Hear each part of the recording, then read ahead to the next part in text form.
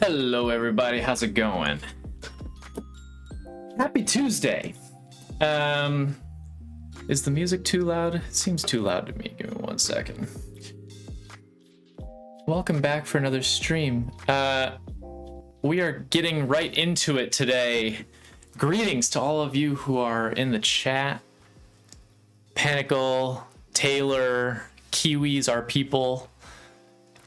Abhishek, I hope I'm pronouncing that right. Will, Bernardino, Animation Space, Joe, Pixel, how's it going? You guys are awesome. Thanks for joining for today's stream. We're going to be, oh, thank you, doing a little bit of work on a script, a new script for today. This video will end up going up in like 2.5 weeks or so. So we just had a video go up this last week, and then I actually went out of town over the weekend. Went back to San Diego, which was really nice. Good to be back in the old stomping grounds, just for a little bit. Allie and I took a trip out there, which was really fun. Got to see friends and hang out, and then so I didn't do any work essentially over the weekend, and it was just sort of chilling and enjoying the beach and eating lots of good food and stuff like that. And so today is really the first day that we're doing any sort of work on this video, which is exciting, but also terrifying and daunting. So the hope is to have the video done by the weekend, meaning this weekend, so that I can film it over the weekend and then have 2 weeks essentially to be able to edit. So that would be ideal. We will see how this all ends up working out, but that's the initial plan at this point. So anyway, am I peaking? Am I like way too loud? That seems okay. Hey, if it ends up like my audio is getting like way too loud, then just let me know. So all right, so here's what we're gonna do. Let's switch you over here. There we go. So we are literally going to be scripting or outlining the next script for that's going to be talking about the Dunning-Kruger effect. And you probably got that sound on your side, didn't you? Now you're all checking, making sure that you don't have any notifications on your phone, on your computer. But yeah, we're going to be scripting the next video, and right off the bat, rather than hopping right into script, what I'd like to do is just review, the research thus far, start to create a rough outline, and then after that, then I'll start writing. So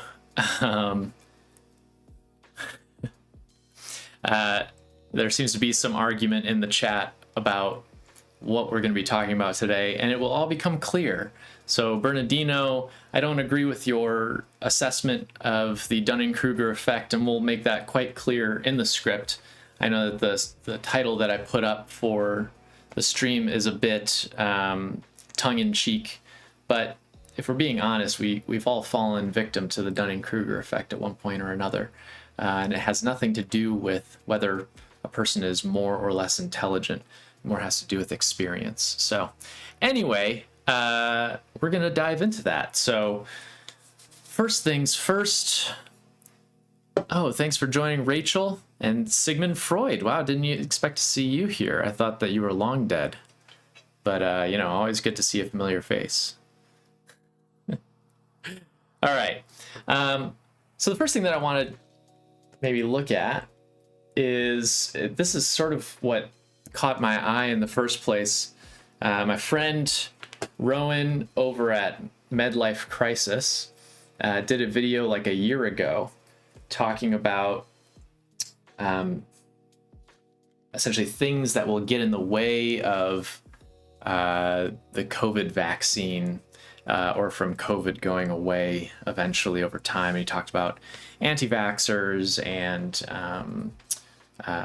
anti-ventilator people, I guess, and a bunch of other stuff. But part of it was he was talking about celebrities who tout, who essentially say that they know a lot about medicine and are giving their opinions on their medical opinions on like what would be good for people, like Elon Musk and what's her name?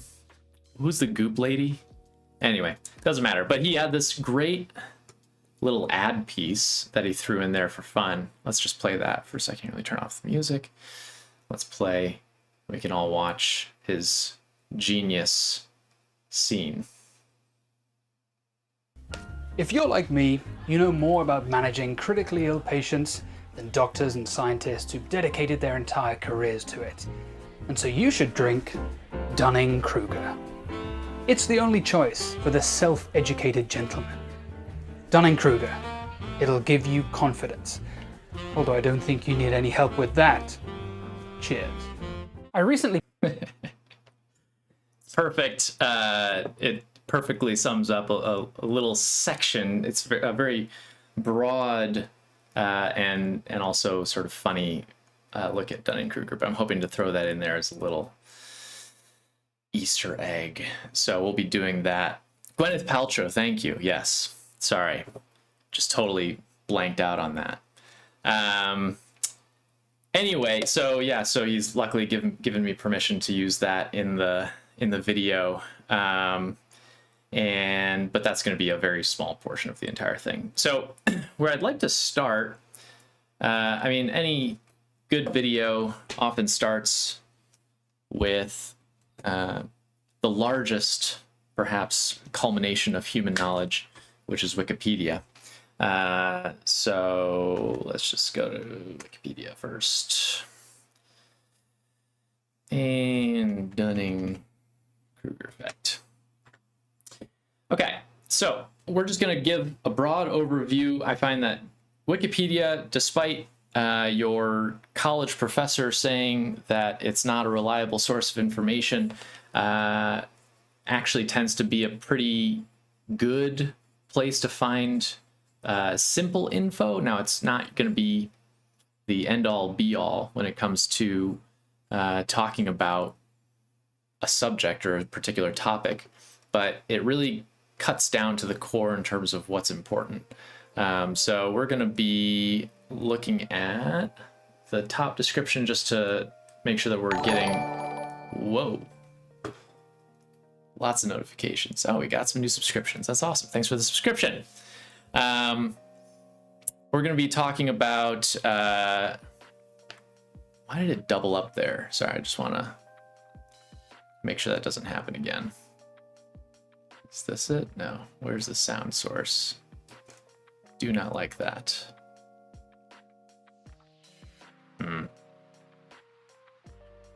I will figure it out. Not important right now. Okay, that should fix it. All right. So, according to Wikipedia, the Dunning-Kruger effect is a hypothetical cognitive bias stating that people with low ability at a task overestimate their ability. So, and it'll get into this as it keeps going, but the Dunning-Kruger effect is not saying that someone is actually of lower intelligence, right? What it's really saying is, if you, let's say that you just get into photography, right? It's your new hobby, and you think like, oh, this is something that I want to learn about. I want to get better at this. As you start to learn about photography, as a low ability like amateur hobbyist, you are going to overestimate how good you are at photography when you start off, right?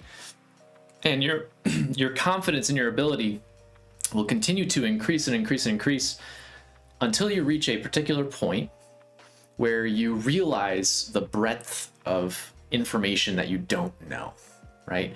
And at that point, your confidence very dramatically drops off and enters into this trough where you, despite having much more experience than you used to have, tend to have lower confidence in your abilities, or at least you don't overestimate your abilities as much as you used to. And then there's usually a tail at the end where it pops back up and you are now like an expert at what you do, and you feel like, yeah, I am competent at this, and I'm good at this. So I'll show the graph. Oh, and Shifter, yeah, you just mentioned that. So I will show the graph that shows what I'm talking about. Actually, let's just do that right now. Dunning-Kruger effect. And there's already like a bunch here. So this is a pretty good one. It's a simple one. There's no like exact graph of what this should really look like, but you get the idea here, right? So in terms of competence, you have competence on the x-axis and confidence on the y-axis. And so you have zero competence and zero confidence at the beginning because you haven't even done anything yet. But as you start to do that thing, your confidence will dramatically rise. And you hit this point where you're like, yeah, I'm awesome at this. Like, I'm the best person that's ever done this thing. And then as you gain more knowledge, then it goes down and down and down until you reach this really low trough where you feel like, I'm horrible at this. I know absolutely nothing. And then at the very end, you say, okay, I'm pretty good and I know my limitations, right? So pretty straightforward, this idea. Has literally nothing to do with your intelligence level. So let's keep reading and we'll see what we learn. As described by social psychologists David Dunning and Dunning-Kruger, the bias results from an internal illusion in people of low ability and from an external misperception in people of higher ability. That is, the miscalibration of the incompetent stems from an error about the self, whereas the miscalibration of the highly competent stems from an error about others. It is related to the cognitive bias of illusory superiority and comes from people's inability to recognize their lack of ability. Without the self-awareness of metacognition, people cannot objectively evaluate their level of competence. Okay, so that's a lot of jargon, I guess, to throw in there right off the bat, but not too complicated if you break it down. Rachel, I'm glad that you know how little you know. That is quite important. And yeah, so anyway, oh, and Billy Bones, thanks for joining. You feel like you're all,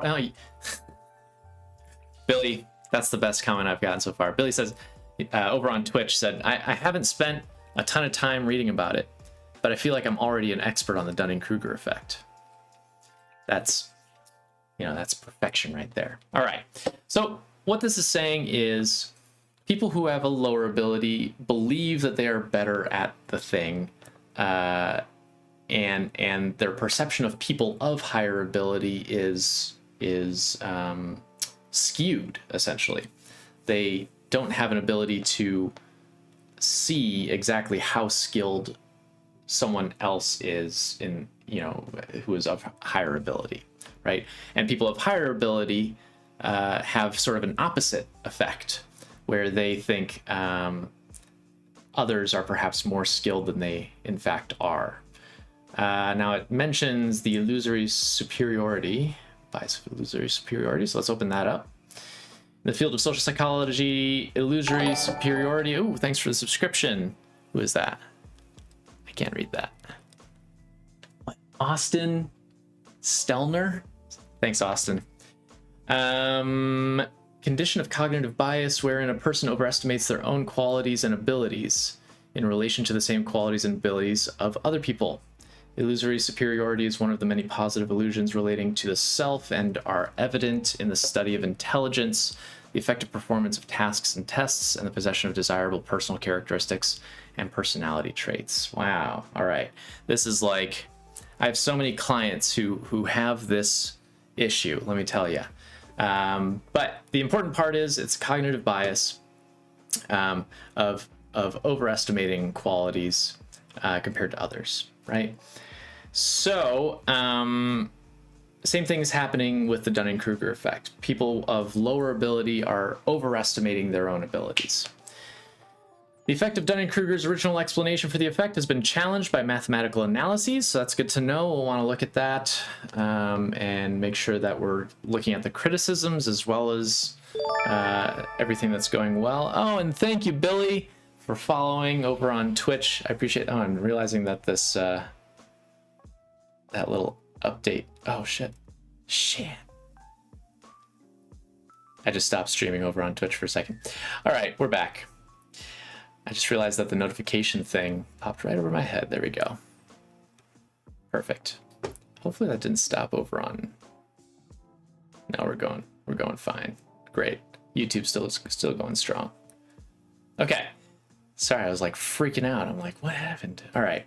So what we're really saying here, what was I just saying? Oh, we'll want to look at the criticisms, make sure that we are taking those into consideration. I'm really interested in particularly this piece, comparisons across cultures. So we'll come back to that in a little bit, but we'll just keep reading so that we can make sure that we're getting all that information. Outside psychology, non-professionals often invoke the Dunning-Kruger effect to insult people. Hey, we've already had that in the chat today. Oh, if you're looking for the Twitch link, Chum, I'm not calling you out. Come on. Yeah, if you're interested in following me over on Twitch, there's the link in chat. I do more than just editing video stuff for the channel or writing stuff for the channel. I also do gameplay and other random fun things, so you can feel free to follow me over there, particularly if that's your platform of choice. So anyway, hey, Victoria GLS 12, thanks for the follow over on Twitch, appreciate that. And look, it still popped over on that side. I'll have to move that one over. Also, if you're on Twitch, here, I should share this. If you're on Twitch, oh, and Shiro Yasha, thanks for the follow over on Twitch as well. Oh my gosh, who's that now? Ninja Shifter, thanks for the follow there as well. Oh boy. If you look at the bottom here, actually, I don't know if this, it says it's not online. Oops. Well, we'll figure that out later. I have this thing that like plays sounds, but it doesn't seem to be working right now, so we're not gonna worry about that. Anyway, everyone seems to be on Twitch. Yeah, I don't know. I'm just starting off, so it's kind of a new platform for me, but I like watching people on Twitch, and I think it works well for stuff like this. So hey, Mr. B, how's it going? Everybody who is watching right now, if you have not, go check out Mr. Beat. He makes awesome US history videos that makes it sound maybe like it's kind of boring. It is not. It is extremely fascinating. Nia Mix, thanks for the follow over on Twitch. Appreciate that. So anyway, and I agree with your criticism or your feedback, you know, just to make the viewer feel like they're smart for watching. I totally agree, and that's sort of the goal. I don't want to belittle people, because I think that often, like as it says on the Wikipedia page, right, it often gets invoked to insult people, and that's not really what we're going for. If anything, we want to break down that stereotype of the Dunning-Kruger effect, talking about, you know, like people who are, you know, like of lower intelligence, I guess. What we're really talking about is people of lower ability, right? or people who are overestimating their ability due to having low experience. So that's what we're going to be looking at. And I agree, the Supreme Court briefs videos are amazing. All of his videos are amazing. Go check out Mr. Beat. Here, let me actually, he's totally, let me just, we are going to just link his channel here real quick. All right, there you go. Go check him out. Definitely worth watching. Oh, and thanks for, hosting the stream, John. Appreciate that. That's awesome. All right, let's get into the original study. That's where we're really going to be starting off. We got to start off with where this whole thing began. So let's just read off here, and then we'll pull it up. I've actually got a link to it here, so we'll open that too. So we'll read the summary, and then we'll look at the actual paper, okay? So the psychological phenomenon of illusory superiority was identified as a form of cognitive bias in Kruger and Dunning's 1999 study. Unskilled and unaware of it, how difficulties in recognizing one's own incompetence lead to inflated self-assessments. An example derived from cognitive bias evident in the criminal case of MacArthur Wheeler, who on April 19, 1995, robbed 2 banks while his face was covered with lemon juice, which he believed would make him invisible to the surveillance cameras. This belief was apparently based on the misunderstanding of the chemical properties of lemon juice as an invisible ink. So, the guy didn't know what was going on. He thought that, if you put lemon juice on your face, that would make you invisible because lemon juice can be used as invisible ink until you have some chemical reaction that reveals it. So anyway, a clear example of someone not having enough information but assuming that they know what they're talking about, right? Other investigations of the phenomenon, such as why people fail to recognize their own incompetence, indicate that much incorrect self-assessment of competence derives from the person's ignorance of a given activity's standards of performance. Dunning-Kruger's research also indicates that training in a task, such as solving a logic puzzle, increases people's ability to accurately evaluate how good they are at it. So what that is meaning is through experience, they start to accurately assess how good they are at the thing, right? So anyway, wild story. We have to include that, I feel like, the MacArthur Wheeling story about covering his face with lemon juice, rather. So let's do this real quick. Come in here, let's do outline. And we're just going to start a brief bullet point list here. So we need some sort of, we're probably going to start off with the MedLife skit. And that'll go into the TV, which will then come into my scene, right? So what I'm imagining is it will appear on screen, and then it'll zoom out into an actual TV screen. I've done this like multiple times. I don't know why I keep using this thing over this like transition over and over again. I think I don't know, I'm unoriginal, but it'll zoom out into an actual TV screen, and I'll be watching the TV or something, and then it'll cut to me and I'll start talking. And I need some sort of a hook. Don't know what that's going to be exactly. I was thinking about options like doing some sort of personal story, a time when I have gone through the Dunning-Kruger effect. That might actually be one of the better options, just because to Mr. Beat's point, to Matt's point, it would really break down the idea that like this is something for stupid people, right? That this is like that no one falls prey to this unless they're dumb or something like that. How do we increase people's metacognition? It's a great question, Professor McCoy. Not really the point of today's conversation, but I suppose it could be related in terms of allowing people to access like thinking about their own thoughts and checking themselves. We'll get into that, I imagine, towards the end of the script, is talking about how you personally could try to avoid the Dunning-Kruger effect. But we're jumping too far ahead. We got to come to that later on. Let's see. By tricking people to think it's from the third and fourth perspective or psychological warfare operations. Okay, I don't know what you're talking about, Bernardino.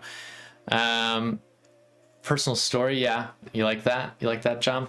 All right, we might end up doing that. I mean, there are plenty of them, no doubt. I think there's a plethora of personal stories that we could tell about me thinking I'm much better at something than I actually am. So, okay, so we get done with the hook. And that opens the door, perhaps, to explaining the Dunning-Kruger effect from the very beginning. Oh, you're being rhetorical. Gotcha. So we'll do, like, an explanation of the Dunning-Kruger, like, definition. And this is really rough here.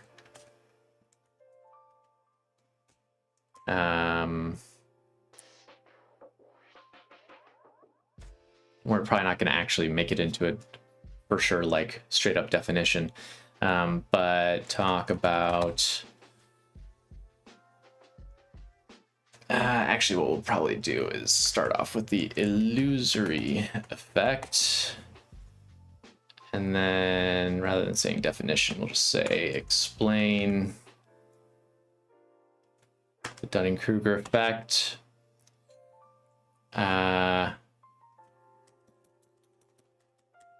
Okay, we don't need to like flesh this out quite yet. We're just gonna keep reading.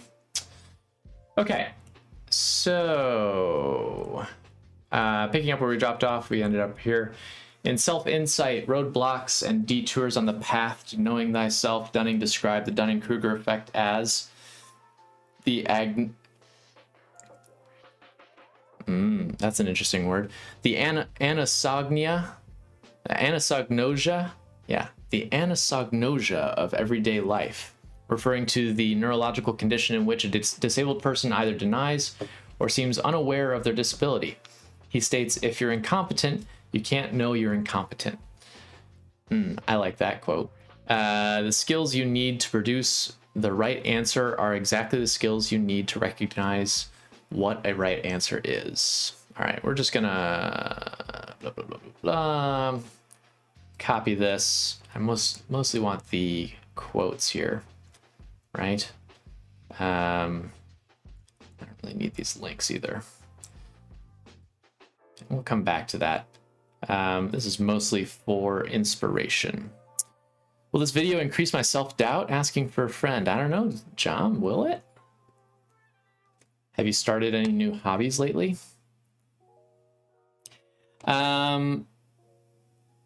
Okay, so we're just kind of taking down some notes that we'll use potentially later on. In 2011, Dunning wrote about his observations that people with substantial, measurable deficits in their knowledge or expertise lack the ability to recognize those deficits, and therefore, despite potentially making error after error, tend to think they are performing competently when they are not.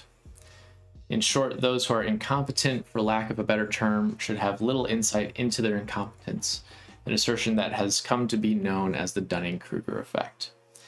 In 2014, Dunning and Heltzer described how the Dunning-Kruger effect suggests that poor performers are not in a position to recognize the shortcomings in their performance. So that's interesting, right? Like, if you're not good at your job, in part because you don't know what the job requires of you, or you don't have enough experience within the job, you're going to think you're doing great, right? And meanwhile, you've got your boss or whoever looking at you and saying, you got to step it up because you're falling behind, right? So, so that's kind of what we're talking about here. So that quote is interesting. Probably won't use it, but good to take it down just for the heck of it. Okay. Actually, I kind of like this one better. There we go. That's a good one. Okay. And let's, to make sure that we're taking, no, this is from, okay. All right. Let's see here. Yes. You started 2 hobbies 2 weeks ago? New hobby started 2 weeks ago. Well, I hate to break it to you, John, but I hope you don't overestimate your abilities with that. And you're right, in terms of the meaning of, it's so hard to pronounce this word, anosagnosia, anosagnosia, meaning without knowledge of. Oh, is the buffering really bad? Sorry, Elsa. Is everybody else having buffering issues? It's good for you. Okay. It might honestly be an issue with if your internet connection is not fast enough. Sorry, Elsa. All right. Let's go back. So we finished reading this section. Let's actually look at the original study now. Unskilled and unaware of it. So this is the one that sort of kicked it all off. We had research into the illusory effect before, but this one is now traveling into something a little bit different, just a little bit new. This is where they made their money. So let's read the, I don't know, it's not really divided up into the abstract or anything like that, but we'll read this little paragraph at the top here to get a little sense. People tend to hold overly favorable views of their abilities in many social and intellectual domains. The authors suggest that this overestimation occurs in part because people who are unskilled in these domains suffer a dual burden.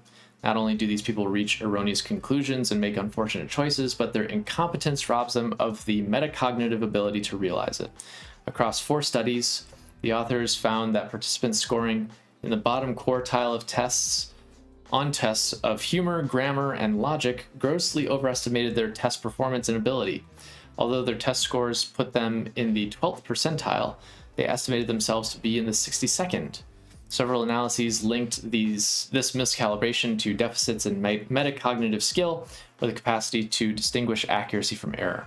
Paradoxically, improving the skills of participants and thus increasing their metacognitive competence helped them recognize the limitations of their abilities.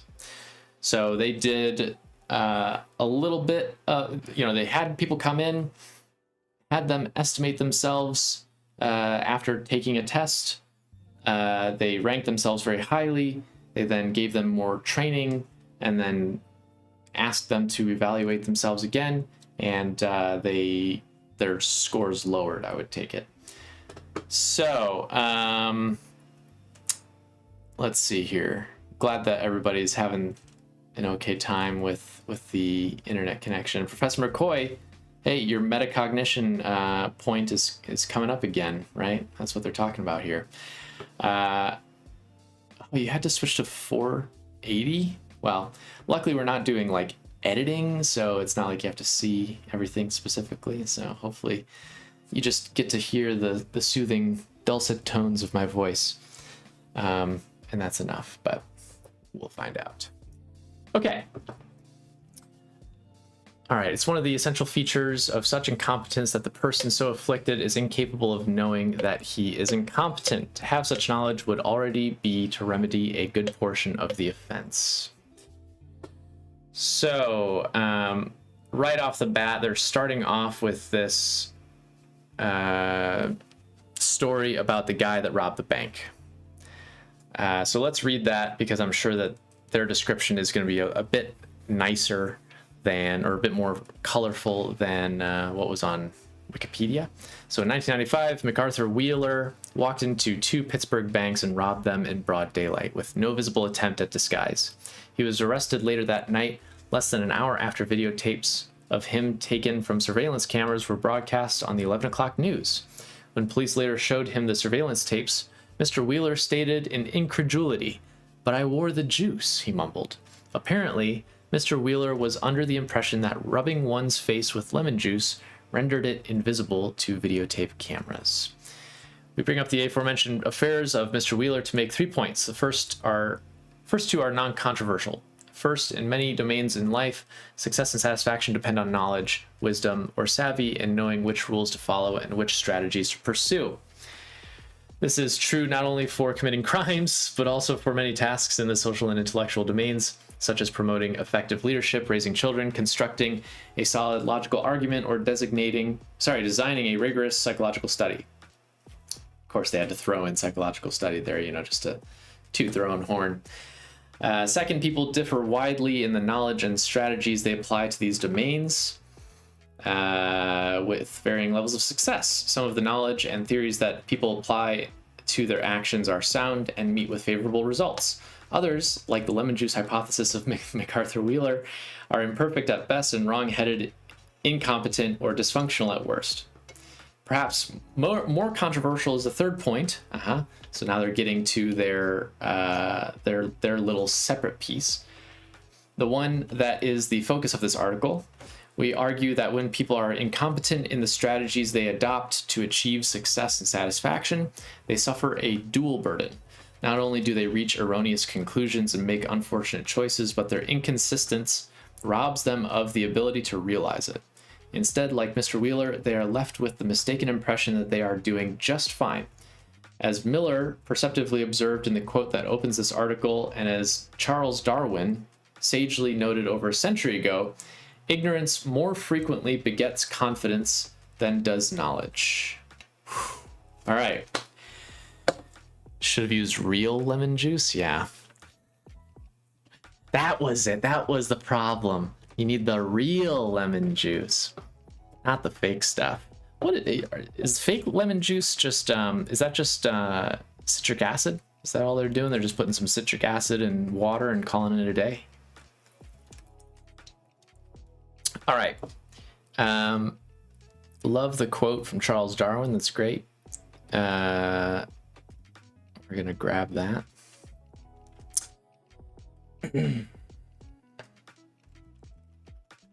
And we'll have to double check that.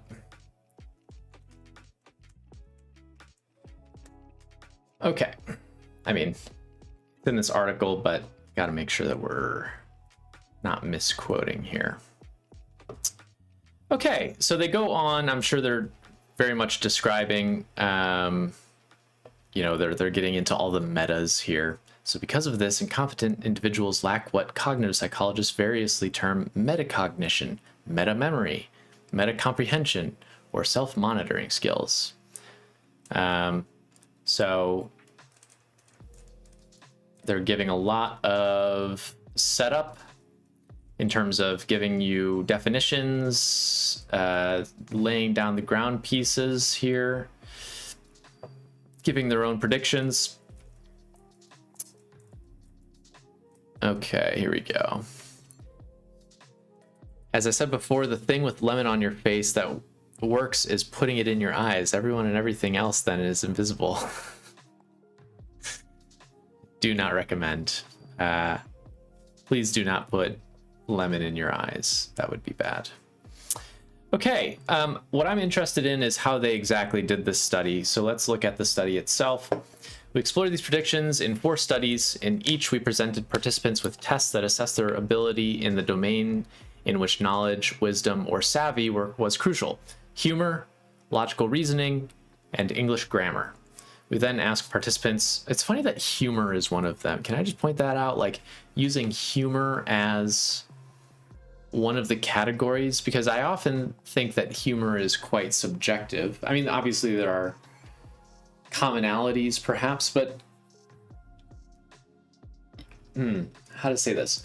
I feel like you can be bad at humor to one group of people and be good, but tell the same jokes and be good at humor to other people,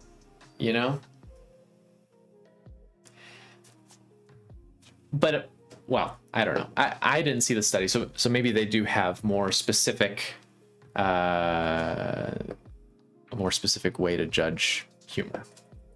Whatever. So anyway, we then ask participants to assess their ability and test performance. Blah blah blah. They predicted that participants in general would overestimate their ability and performance relative to objective criteria. See, that's the part, is the objective part. Anyway, I kind of want to see... Okay, let's look at the humor study. In study 1, we decided to explore people's perceptions of their competence in the domain that requires sophisticated knowledge and wisdom about the tastes and reactions of other people. Okay. So it's more about like measuring how well you can gauge other people's humor. That seems more... I don't know. That still seems a little bit squishy to me. But that domain was humor. To anticipate what is and what others will find funny, one must have subtle and tacit knowledge about other people's tastes. Thus, in study 1, we presented participants with a series of jokes and asked them to rate the humor of each one. We then compared their ratings with those provided by a panel of experts, namely professional comedians who make their living by recognizing what is funny and reporting it to their audiences. What? That's so strange. I don't know. Oh, thank you. Wow, look at that. Got a little dessert. So that makes very little sense to me, right? That you're grabbing comedians and having them essentially rate the humor of something. I mean, they're most definitely experts in the field, but I don't know. It does seem quite subjective, I suppose. Okay. Our key interest was how perceptions of that ability... Oh, thanks for the sub, Dr. KC Vision. Appreciate that. How perceptions of that ability converge with actual ability. Specifically, we wanted to discover whether those who did poorly on our measure would recognize the low quality of their performance. Would they recognize it, or would they be unaware? Right, this is the whole point. So let's see. All right, I just want to see how they did this humor thing. Blah blah blah blah. Oh, I'm just seeing. Sorry, missed your comment over on Twitch, John. Some statistics on how frequent this happens in the work setting. That would be interesting.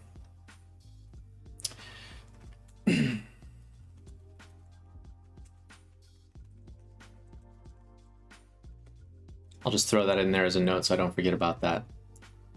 Okay.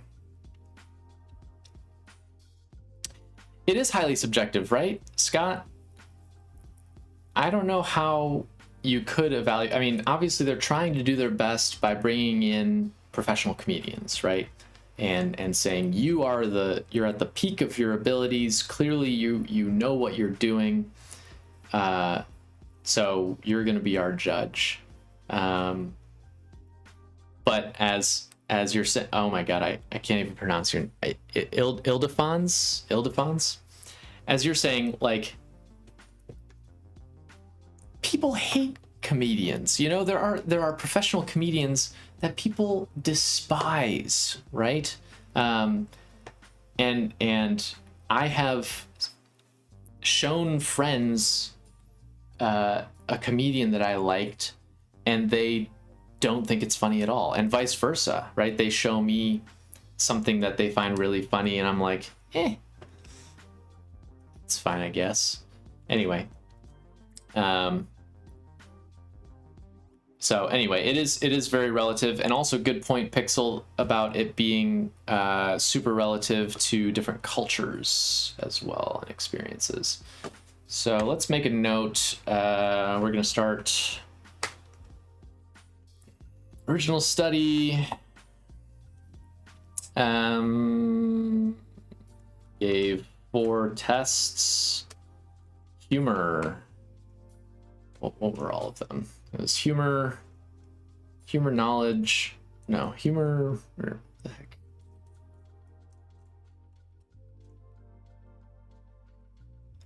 Logical reasoning, English grammar.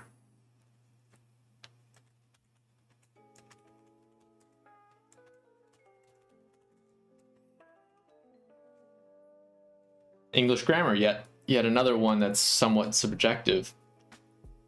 I mean, logical reasoning, I suppose you could say, is also subjective. But let's talk about humor. Oh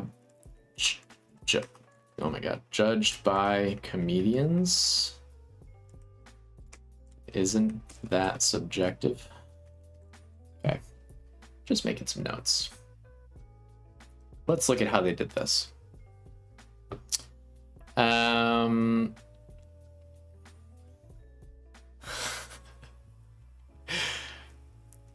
John, if you send my video to your boss at work, well, you're on your own. That's all I'm gonna say. And Professor McCoy, thanks for joining. Appreciate you, and hope to see you later on. And I'll probably end up doing some of the editing for the video on Twitch and YouTube. So, love to see you there. I agree with you, Rachel. Yeah. If you're punching up, all good. Punching down, it suddenly becomes tasteless. But you'd be surprised at how many people love watching people punch down. I think it's hilarious. All right. So, let's look at how they did this. They had a 30-item questionnaire made up of jokes that they felt that Dunning-Kruger felt were of varying comedic value. So this is another thing, right? Dunning-Kruger are the ones coming up with these jokes that they're selecting these jokes rather than like perhaps bringing in these professionals to help create the 30-item questionnaire, which kind of makes sense, right? Keep it consistent, but whatever. They're not making them up themselves. It seems like they're grabbing them from other sources. So they got stuff from Woody Allen, Al Franken. Ooh, this is a bad track record already. And a book of really silly pet jokes by Jeff Roven. To assess joke quality, we contacted several professional comedians via electronic mail and asked them to rate each joke on a scale ranging from 1, meaning not funny at all, to 11, very funny. Why 11? This one goes to 11. You know that you guys seen what movie is that?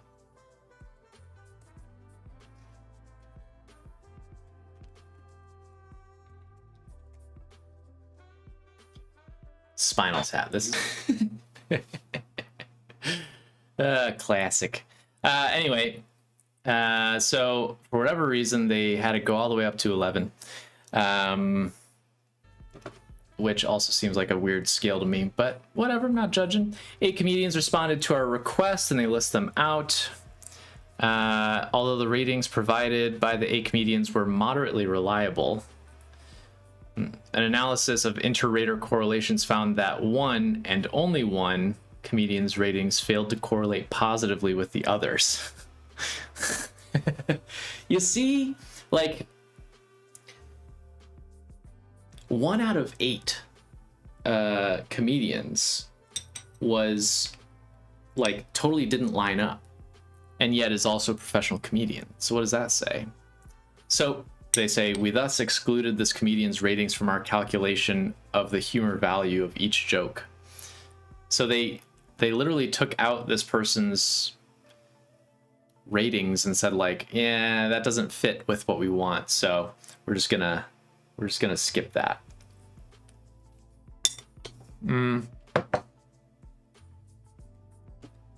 Okay. So, expert ratings revealed that jokes ranged from the not so funny, what is big as a man but weighs nothing, his shadow. Okay, yeah. I mean, I don't find that funny. So they're very funny. If a kid asks where rain comes from, I think a cute thing to tell him is, God is crying. And if he asks why God is crying, another cute thing to tell him is, probably because of something you did.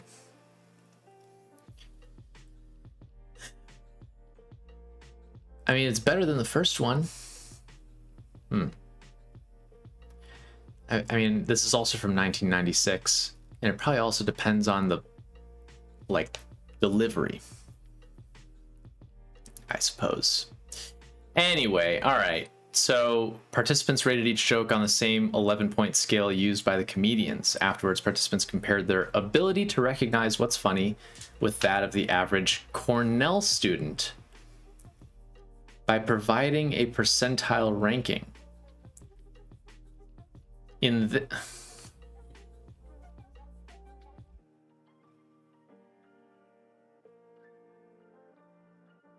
What? In this and in all subsequent studies, we explained that percentile rankings could range from 0, I'm at the very bottom, to 50, I'm exactly average, to 99, I'm at the very top.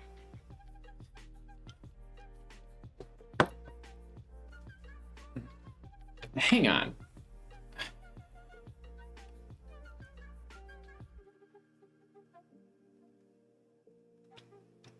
Okay, hang on.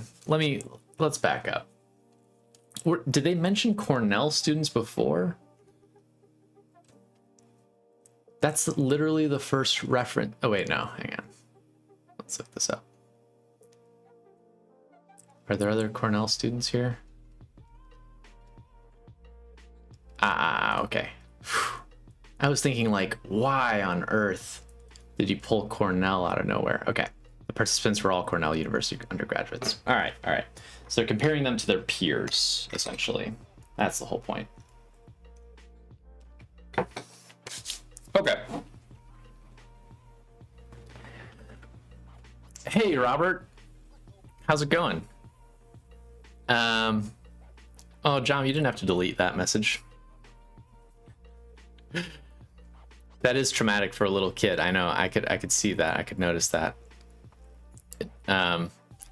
So anyway, the shadow joke would be cute for little kids, though. Perhaps. Robert, you're not a dummy. I hope. I don't know. I guess we'll find out. No, I'm glad that you're here. So I don't know. Looking at this first one, not great. I gotta say, in terms of the design of this first study with humor, not super convincing. Just based on how they were measuring things, and I can immediately see holes in terms of this holding up in other populations, in terms of cross-culturally, even within the United States. In terms of age level, I could see this ranging widely. I mean, that's another thing to factor in, is like the comedians are probably much older than these college students are, right? And so like they may be judging things as more funny or less funny that these comedians may judge differently. Anyway, all to say, it's unconvincing perhaps, although it does seem like as they do some skills training with these students, they begin to recognize their deficits, which is interesting, but we'll have to look into exactly how they did that.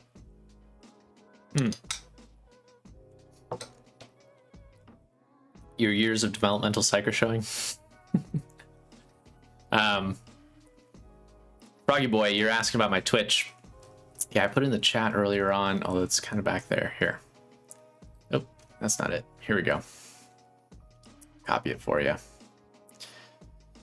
I'll put it in the chat again. Feel free to check me out over there if you want to join. Feel free to call me Rach. All right, Rach. Glad to have you here.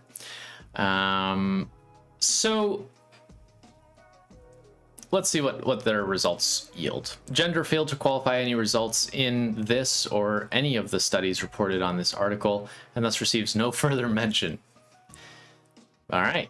So gender, there wasn't a big enough difference in gender to show any differences. Do they actually talk about the gender breakdown of their participants? No, that's literally they don't even, let's see here, male. No, they literally don't even mention. Hey, thanks for following RJLC over on Twitch. Appreciate that. So they, and Panicle. All right, Panic Cal, Panicle, whatever. Well, thank you. Wow, and Brio Fighta. I like that.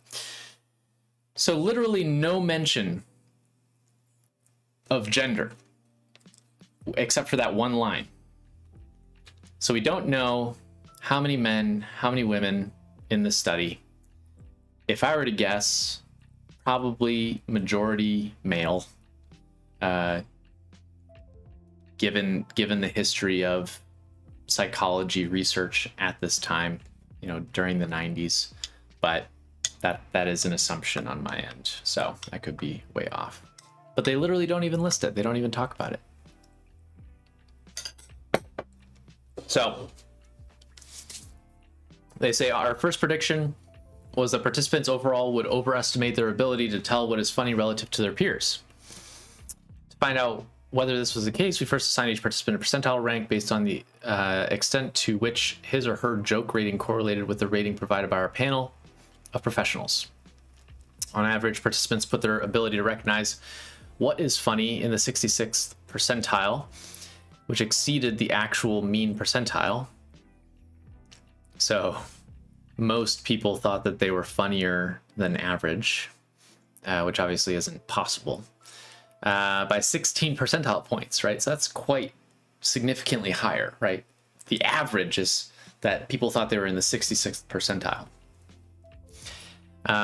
This overestimation occurred even though self-ratings of ability were significantly correlated with our measure of actual ability. What does that mean? This overestimation occurred even though self-ratings of ability were significantly correlated with our measure of actual ability. That's kind of a confusing sentence there. All right, we'll come back to that. Our main focus, you have concerns on this study? Yeah, I know. Luckily, they have a follow-up, and we'll get to that. But this first one is a bit wonky so far. It might get better. Let's see. Main focus, however, is on the perceptions of relatively incompetent participants. Oh, that's what they're talking about. So, are they saying that? No, maybe not. Our main focus, however, is on the perspective, which we defined as those whose test scores fell in the bottom quartile.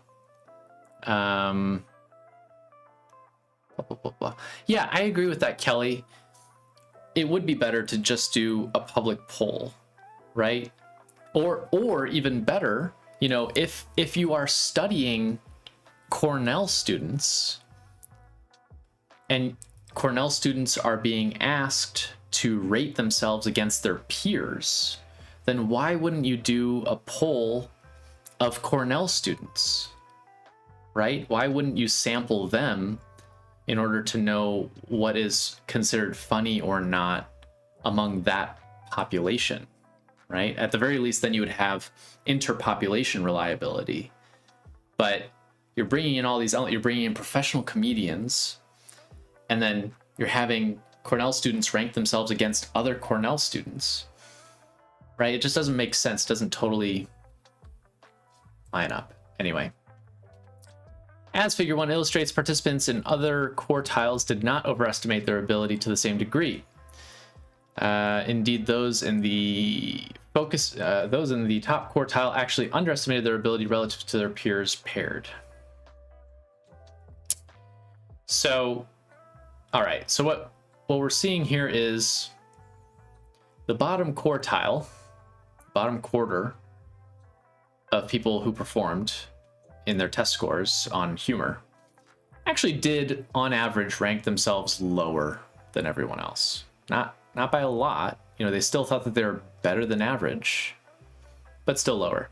Second quartile, same thing. They ranked themselves second best, and they also ranked themselves fairly highly, about 60, in the top 60th percentile, and they were clearly like down here in the 35th. The third quartile, also ranked themselves higher. You can see that this is actually incrementally going up, which positively correlates with actual test scores. So if you're looking at that, it's like, oh, okay, that's not that bad. I mean, clearly they're overestimating their abilities, but on average, not as badly. They're not like on average thinking that, the bottom quartiles and thinking that they're in the 90th percentile. I think the significant part of this is that there isn't that big of a difference between the bottom quartile, who rank themselves near 60, and the top quartile, who rank themselves just above 70, right? Like that's a pretty small margin. So anyway, so in summary, study 1 revealed 2 effects of interest. First, although perceptions blah blah blah blah blah. Okay. Let's see here. At first blush, I think they're gonna be talking to me here. At first blush, the reader may point to the regression effects as an alternative interpretation of our results. After all, we examined the perceptions of people who had scored extremely poorly on the objective test we handed them, and found that their perceptions were less extreme than their reality. Because perceptions of ability are imperfectly correlated with actual ability, the regression effect virtually guarantees this result. Moreover, because incompetent participants scored close to the bottom of the distribution, it was nearly impossible for them to underestimate the performance. Wait a second.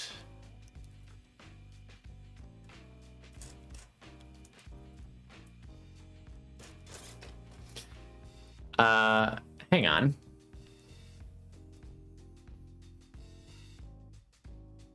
Okay, so here's another thing, right? You can see that this line is quite straight, right? And it's because it's percentage based. You have the bottom quartile has to be more or less around here. Second, like this line will be the same no matter what. But what we don't see is the exact difference in scores, right? So here's the thing, right? Okay, you have people in the bottom quartile ranking themselves around the upper, 60th percentile. What is the difference in scores between someone in the bottom quartile and someone in the top quartile? We don't know that. At least, not that I see here yet.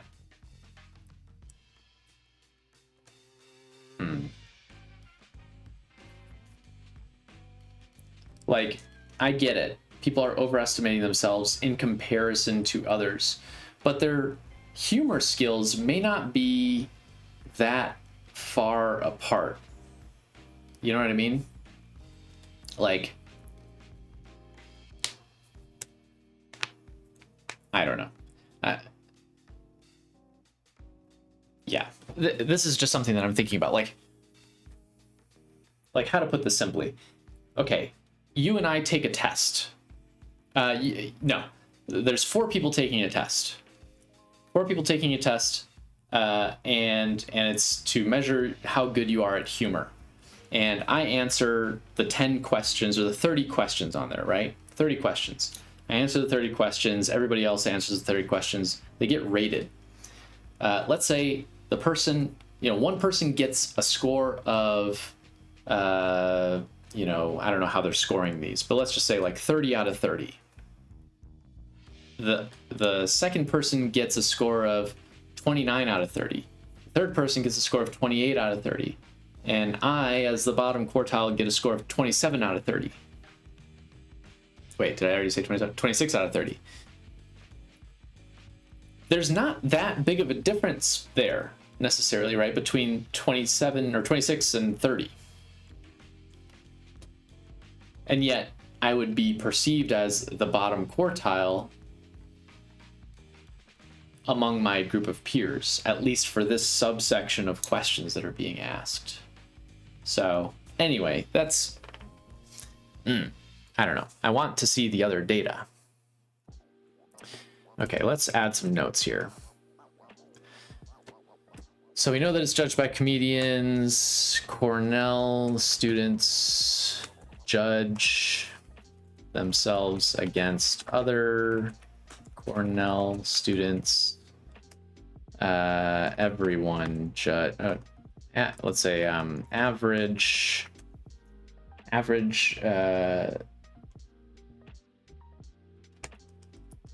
Everyone rated themselves on average in 66th percentile, which is not possible.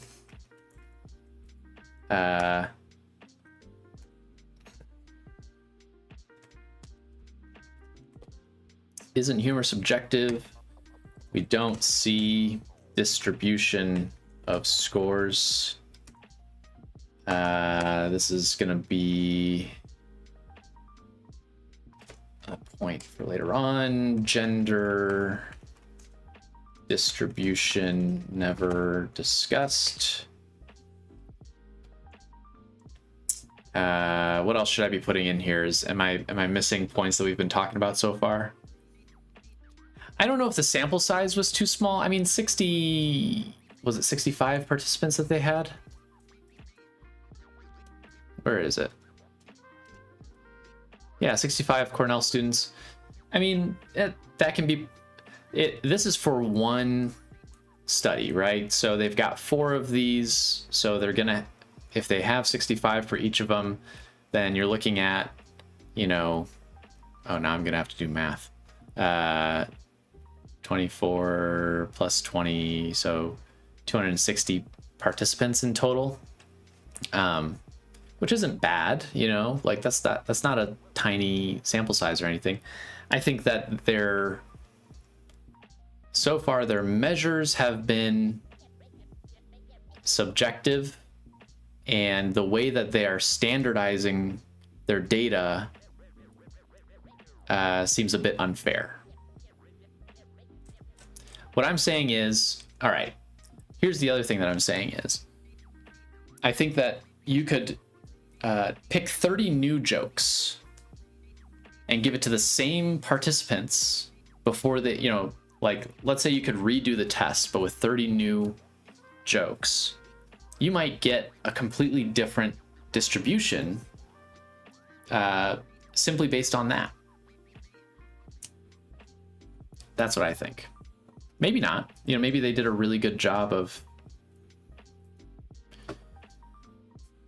measuring this, but I don't know.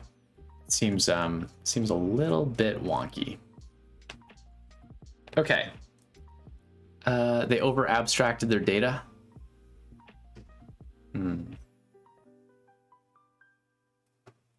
Over abstracted their data. I think they oversimplified it. I think they said, like, well, let's just break people into these quartiles. Like, I'm okay with having people into groups, but I would like to see, rather than looking at percentiles, which doesn't really tell you that much, I'd want to see distribution of scores. So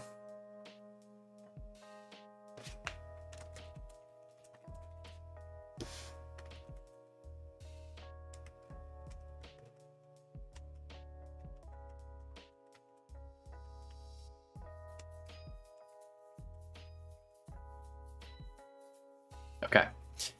I would pick an academic subject instead of humor with an objective test. For example, basic K-12 history test or K-12 science test, and do a better job of data about the subjects. I know that would make sense. You know, we're not talking about like an IQ test here where you're trying to get to intrinsic knowledge. What we're really talking about is you have obtained knowledge that you get from school, right? So this would be you could do this study within a class, right?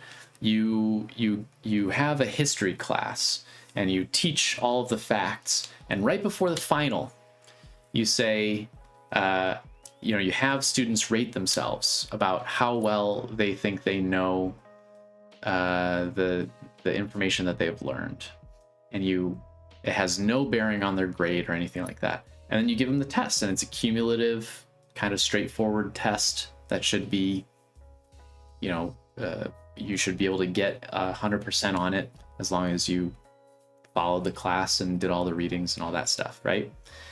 And then you could correlate that to how they scored themselves. Like, that would be a pretty straightforward use of this. Humor seems just like such a weird selection, but I didn't make the study. All right, let's go on to the next one. Logical reasoning.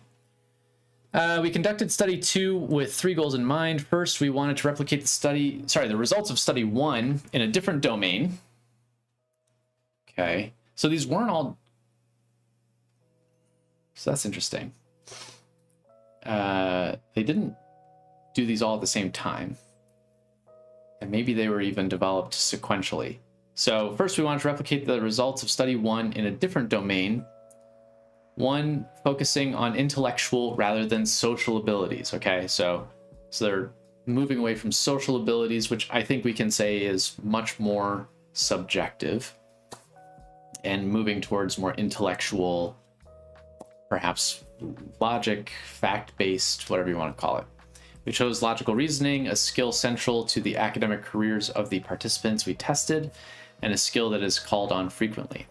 We wondered if those who do poorly relative to their peers on a logical reasoning test would be unaware of their poor performance. Okay. Examining logical reasoning also enabled us to compare perceived and actual ability in a domain less ambiguous than the one we examined in the previous study. Okay, so they're admitting that. They're admitting that it was ambiguous, which is good. It's good that they're aware. Hey, Dunning-Kruger, in their first study, perhaps falling victim to the Dunning-Kruger effect, right? I don't know. That's an assumption that I'm making, but...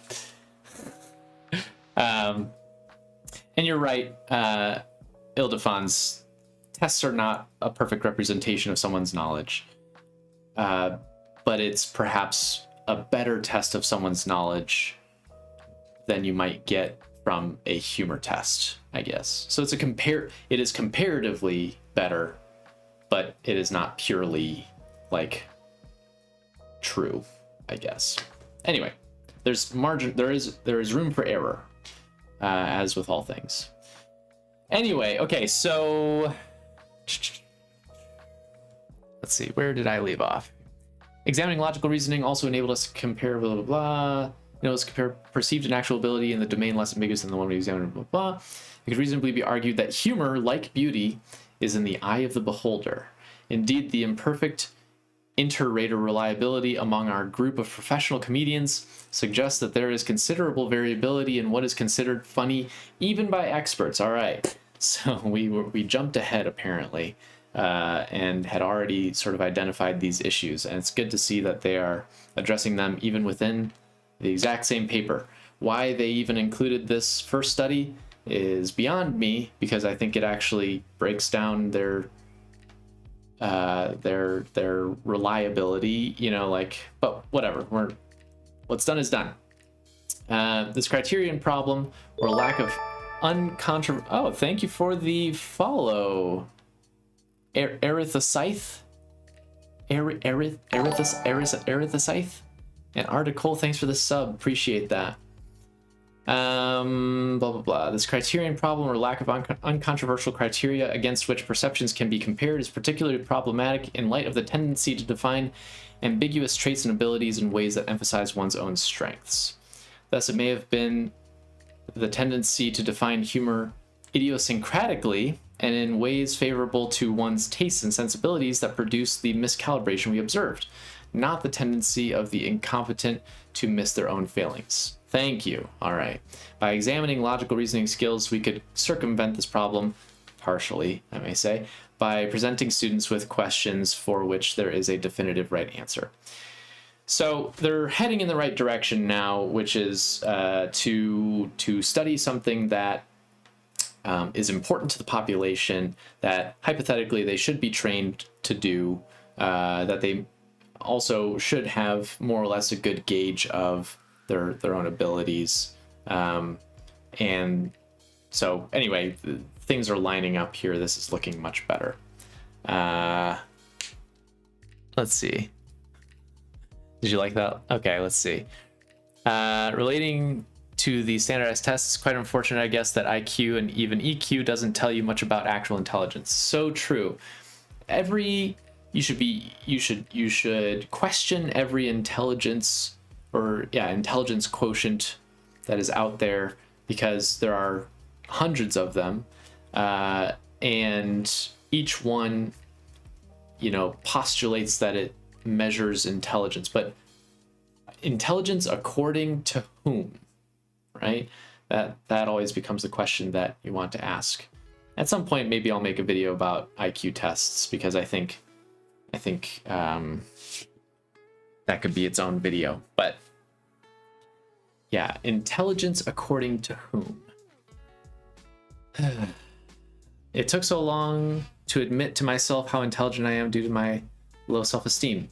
That can be very true as well. There are folks who underestimate their ability on the other end. Not everyone has this skyrocket in confidence when they start something new. So not everyone has the same experience with the Dunning-Kruger effect. That might be worth mentioning, actually. Let me make a note for myself. Not everyone, and I'll have to get some research to back this up as well. Experience is the Kruger effect with something new. Factors like low self-esteem can impact experience. Yeah. Thank you for mentioning that. I appreciate. Let's see. Is the stream going to be up later or some playlist or something? Well, if you check me out over on Twitch, you'll be able to watch the VOD over there. In terms of YouTube, I think if you have the link, it's going to be unlisted as soon as it goes down. But I think the video will still save, so you can watch it as long as you have the link. Let's see here. I'm glad to see the self-reflection in the study too. Gardner's 8 types of intelligence is a bit more accurate than IQ tests, but it's still, yes, when you say accurate, what do you mean, right? I made a whole video about imposter syndrome, Pixel, so you can go watch that.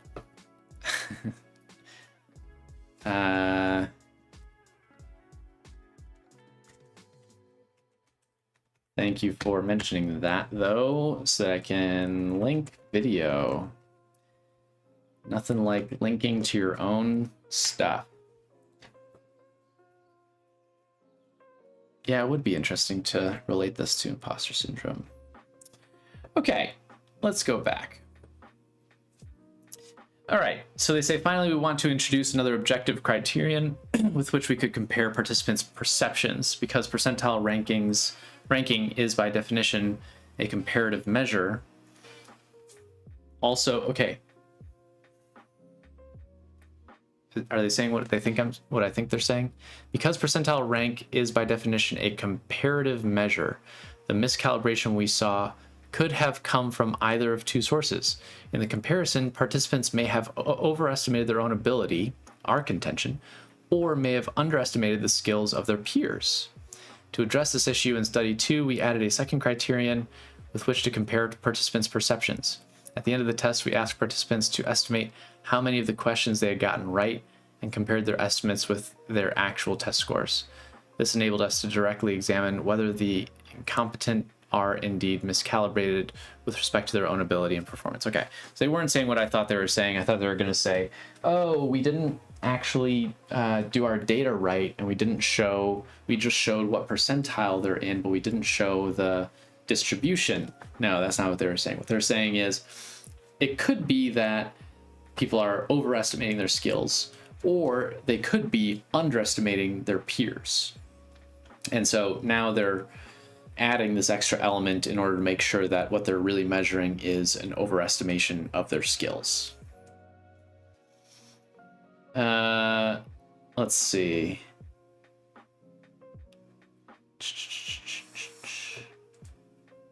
Methods. So 45 undergrads for this one.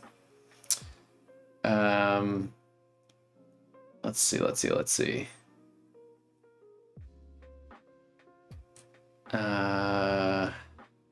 20 item logical reasoning test taken from the LSAT. All right. Afterwards, participants made 3 estimates about their ability and why did they have to do 3 estimates about their ability and test performance? First, they compared their general logic reasoning ability with that of other students from their psychology class by providing their percentile ranking. Second, they estimated how their score on the test would compare with that of their classmates, again on the percentile scale. Finally, they estimated how many test questions out of the 20 they thought they'd answered correctly. The order in which these questions were asked was counterbalanced in this and in all subsequent studies. So, okay. So they're making sure that the order in which these questions are asked is not becoming an issue. I think that intelligence is when you can apply knowledge, not knowledge itself. Everyone learns the same thing in school, but if you apply that knowledge by studying, it's probable they'll score higher. No, I get the idea behind. So what we're talking about is G, right? That is an idea that what was his name? Oh gosh. What was his name? G factor. Spearman. Spearman came up with the idea of the G factor. This idea of like inherent intelligence, right? The problem is the problem is how do you measure that? How do you measure someone's inherent intelligence, right? I don't think an IQ test can really do that. An IQ test can tell you how well someone performs in school, right? It can tell you this student has learned this information in their structured school environment. And because of how well they did that, we can predict that they will continue to achieve. But you got to be careful, because if you have a student who went to a really good school, take that test, and they had all of the privileges afforded to them, then you would look at their test score and say, oh, they have a bright history in front of them. They have a bright future. They're so smart. They're going to do so well. And then you give that score to a kid who's at an underserved school, or who, has problems at home, or, who hasn't had all of these same privileges. And you say, ooh, they didn't score so good. They're probably not cut out for like college, right? So you really, really, really have to be careful with trying to define intelligence, because frankly, not in all situations, but a lot of work in trying to measure intelligence has roots, I suppose, in deep-seated, like, trying to distinguish between smart people versus not. There's a lot of racism that sort of it gets incorporated with that, or sort of like what's the word that I'm looking for? Anyway, it ends up becoming this way to divide people up. There was a great video not that long ago by the YouTuber Knowing Better, where he talked about AP classes. AP classes, honors classes, accelerated tracks, and how it's essentially modernized segregation. And how, because you have all of these white kids who are afforded a lot more privileges that give them a leg up in structured academic settings, they end up filling these honors classes, AP classes, et cetera, and meanwhile, you have the like general ed kids who tend to be more of the minority kids who haven't had those same opportunities, and so as a result, you end up seeing this separation and thinking like, oh well, you know, kids absorb this, right? They look at the honors class and they're like, oh, well, white kids must be smarter or something like that. Anyway, I'm getting off on a whole tangent. Just be careful with IQ tests because, I don't know. I think they're bad news. They're bad news. And if you want to read about that, figure I might as well plug this while I've got it here. Our book, Allie's and my book that we wrote, Brains Explained, I actually talked about IQ tests in this. I'll read it for you, because why not? 244.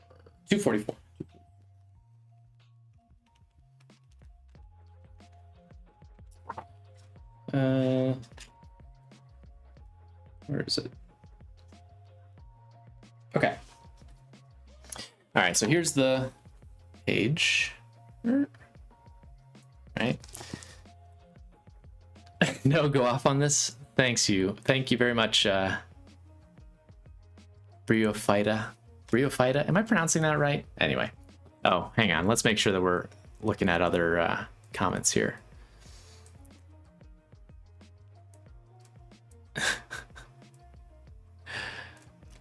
Lots of comments. Sorry, I'm not going to be able to get to all of them. But you're right. I mean, human dynamics are really complicated. And we are trying to discover something that I think is unobtainable. Let's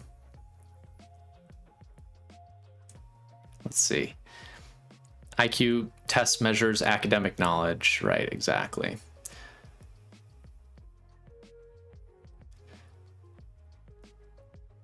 You thought that IQ measured the ability to learn? I mean, that is what they say it does, right? They say that IQ measures your inherent intelligence, which people would say like then means that it anticipates how good you are at learning, right?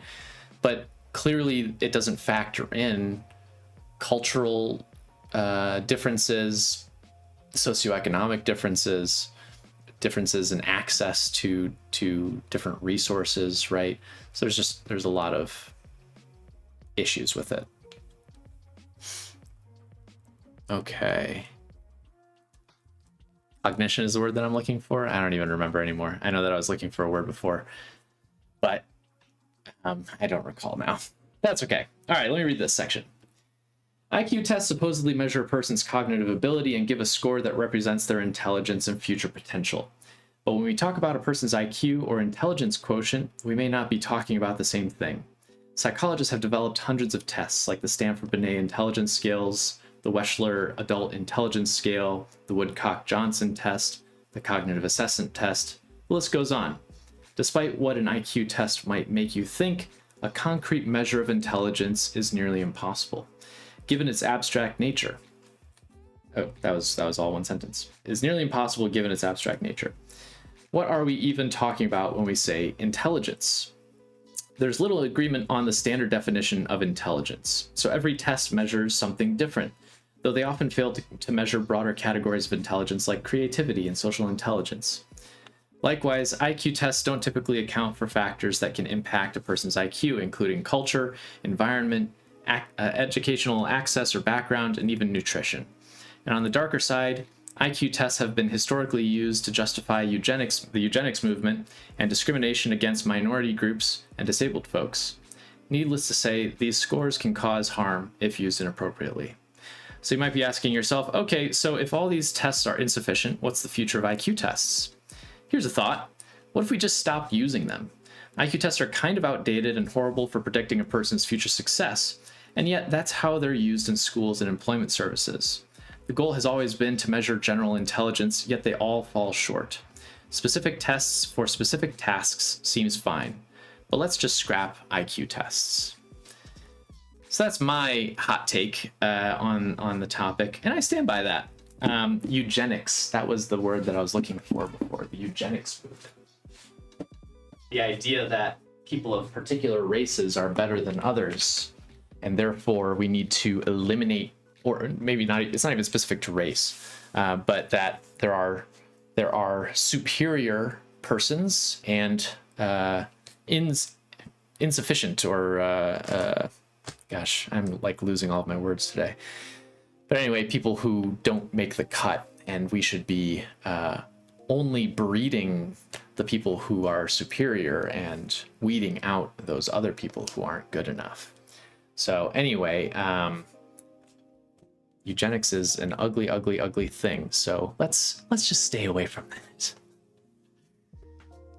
Heyo, he just cited a man named Woodcock Johnson. You're right. You're right. What a name though, right? Woodcock Johnson. How do you like that? Like on your degree hanging on your wall. Which wiki page is this? This one is for G Factor. It has nothing to do with what we're actually talking about today, but we went off on a tangent about IQ tests. So inferior. Thank you, Pixel. Yes, that's the word that I was looking for before. All right, let's get back to the study. So we were talking about logical reasoning. This one seemed much better. They used LSAT questions in order to determine how good these students were at doing logical reasoning questions, and then they had themselves judge themselves afterwards to really make sure that they were measuring what they wanted to measure. So what came of that? The order in which specific questions were asked did not affect any of the results in this or in any of the studies reported in this article, and thus receives no further mention.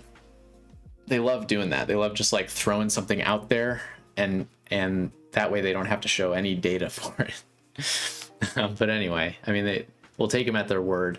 I don't take them at their word regarding gender, but I believe that there weren't gender differences, but to just dismiss it and not even mention how many of each gender were in the study is sort of ridiculous. But anyway, as expected, participants overestimated their logical reasoning ability relative to their peers. On average, participants placed themselves in the 66th percentile among students from their class, blah, blah, blah. Same as before, actually. 66 seems to be like, that's the number that everybody puts themselves at. So, so let's take a look at these numbers here. So the actual mean of 50, obviously. Participants also overestimated their percentile rank on the test at 61. Participants did not, however, overestimate how many questions they answered correctly. Interesting. So they thought that they scored about 13, on the test, and they were about right. The 12.9 versus 13.3, that's pretty close. So they were pretty accurate in measuring how they thought they would do in terms of scoring correctly. As in study one, perceptions of ability were positively related to actual ability, although in this case not a significant degree. The correlations between actual ability and the three perceived ability and performance measures range from 0.05 to 0.19. Okay, so let's take a look at the data here. So we've got perceived ability with the square, perceived test score with the triangle, and actual test score with the circle. So I can't tell if this line is curved or if it's straight. You would think that it would be straight because it would literally be Well, I have no idea. Anyway, okay. So perceived ability was up here. Oh, look at that. So here, okay, so here now we're starting to see the actual Dunning-Kruger effect, the classic idea of this thing, of this concept. This is essentially what, here, let me, I'm cut off. Here, let me, this is dumb. Let me pull myself over so we can look. It's like I'm on TikTok or something. Okay, so now we can see the actual curve starting to form here, right? You have this beginning that's quite high, and it slowly goes down just a tiny bit in terms of perceived ability, right? And then it dips tremendously down here. And by tremendously, we're talking about like 5 points or something, right? So it's nothing crazy. But they judge their test score quite lower, actually below what they actually scored. And then at the end, it comes back up. They sort of know how good they are at this and scored themselves a little bit higher on the test score, but not at the actual amount that they scored at. So anyway, we're starting to get a picture now of this little curve going on that we looked at before. And if you missed that before, let's pull it up just for the heck of it. This is what we were looking at before. This guy. You gonna zoom in for me? No? No, it's not gonna zoom in. All right, so yeah, so you have from 0 experience, you go up, judge yourself really highly in terms of your abilities. Your confidence level is super high. But then as you become more skilled in something, your confidence starts to decrease. It reaches this trough and then peaks up at the end, right? So like in the study, you have this peak right here, slowly starts to drop off, meets the bottom point right around here, and then goes up for the experts at the end. But why is that? I don't know. I don't know why that is.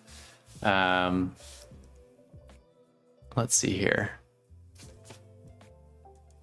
Aptitude tests are better than IQ tests? Perhaps. Yeah, I think I'd agree with that. Blah, blah, blah, blah, blah. What is the Woodcock Johnson test?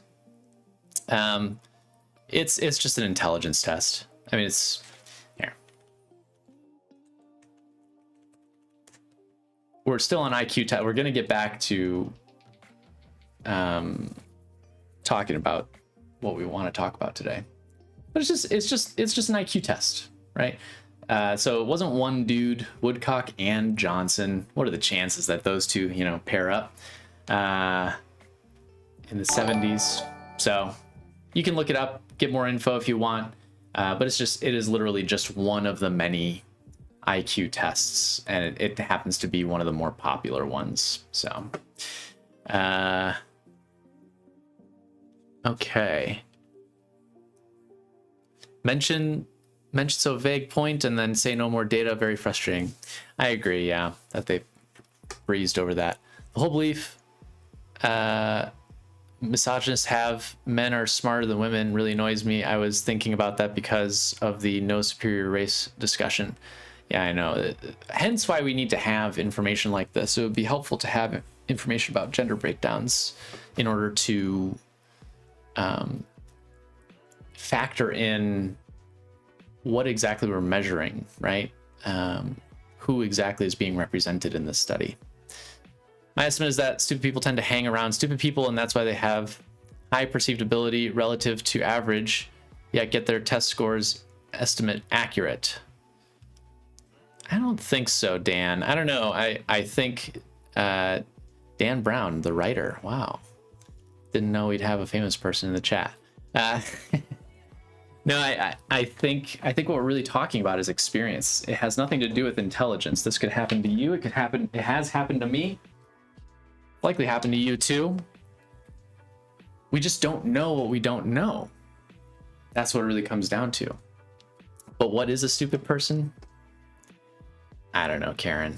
You tell me. Chart looks like an episode of Gordon Ramsay's Kitchen Nightmares, I suppose. Yeah, lots of cuts and slices all over the place. Let's see. Okay, perhaps stupid is not fair to say, but lesser in terms of calculative abilities. We're not even talking about that. I think we're with the Dunning-Kruger effect. We're really not even talking about. What we're talking about is incompetence, right? Not being competent at something and overshooting your estimated knowledge. We're not talking about intelligence. So, let's see. Okay. All right, let's get back to this. So, okay, so we've got this nice chart. It's looking perfect. That's exactly what they're looking for. You know, they wanted to see something that kind of looks like this, and now they're starting to see this whole phenomenon come to life. In sums, study 2 replicated the primary results of study 1. Kind of. I would perhaps argue with that. In a different domain, participants in general overestimated their logical reasoning ability, and it was once again those in the bottom quartile who showed the greatest miscalibration. It is important to note that these same effects were observed when participants considered their percentile score, ruling out the criterion problem discussed earlier. Lest one think these results reflect erroneous peer assessment rather than erroneous self-assessment, participants in the bottom quartile also overestimated the number of test items they had gotten right by nearly 50%.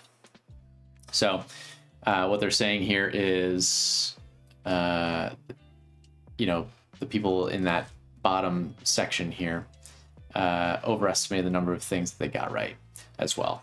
So while on average, it was about accurate in terms of how many people thought they got right, the people who were in the bottom quartile more often than not thought that they got more things right than they actually did, which makes sense. Let's see. Hey, Bogota in Colombia. That's awesome. Welcome.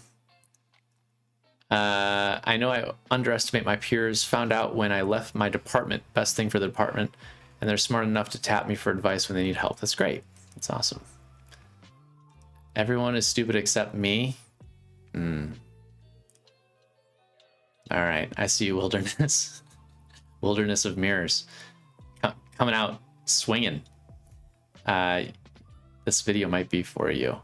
Let's see here. Mimetic, you are not stupid. Come on.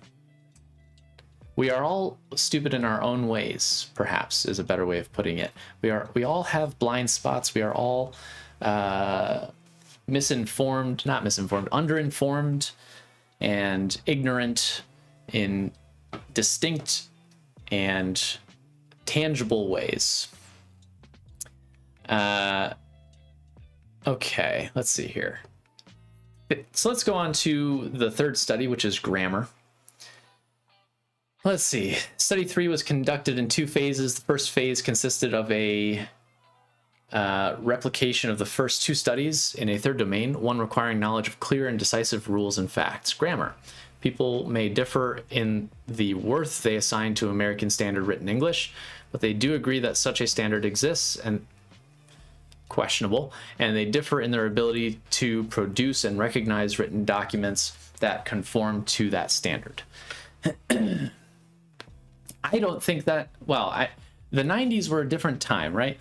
I think in the 90s there was this assumption that yes, there is, clearly everyone agrees that there's a standard for English. I think there was a standard perhaps that was believed to be standard in academia. That would make sense. But in a broader view, I think you would find that perhaps inaccurate. Anyway, thus in study 3, we asked participants to complete a test assessing their knowledge of American English. We also asked them to rate their overall ability to recognize correct grammar, how their test performance compared with that of their peers, and finally, how many items they had answered correctly on the test. In this way, we could see if those who did poorly would recognize that fact. All right, so grammar, probably a decent measure. You know, you've got college students, so there's, at the very least, you would assume that they have received some training and knowledge, have some knowledge about English grammar, having come into college, especially at a school like Cornell. I mean, that said, there are still going to be discrepancies in terms of ability, but that's part of the test, I suppose. So it's almost a desired thing to have that discrepancy. Anyway, let's look at their methods here. So they got 84 undergrads to do this one. Everybody wanted to do the grammar test, I guess. Let's see. One major change was that of domain. Participants completed a 20-item grammar test with questions taken from a national teacher examination preparation guide. Let's see. Each test item contained a sentence with a specific portion underlined. Participants were to judge whether the underlined portion was grammatically correct or should be changed to one of the 4 different rewordings displayed. After completing the test, participants compared their general ability to identify grammatically correct standard English. All right, so essentially a repeat of the last one. They're like, yeah, grammar is a good enough measure. Let's use that. And had people do this test. So let's look at the data. Okay. So once again, we see a little bit of this curve. It's not as dramatic as the last one. But you see that you've got this lower dip here, and then people really overestimate their abilities up here in the second quartile. Third quartile, people are pretty accurate, it would appear, in terms of judging their abilities. But you'll notice that their perceived ability is about the same as people in the bottom quartile. But it is pretty accurate with their actual test score. And then people in that top quartile rating themselves about the same as the third quartile, almost, despite their scores being significantly higher. So that's interesting. Let's see. Let's see.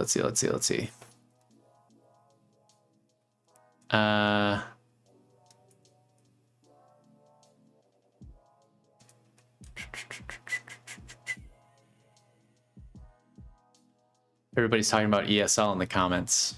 I don't know why you're talking about ESL.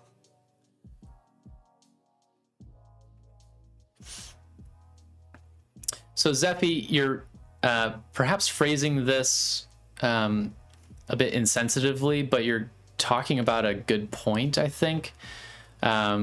Which and Winter Moon, you're talking about it.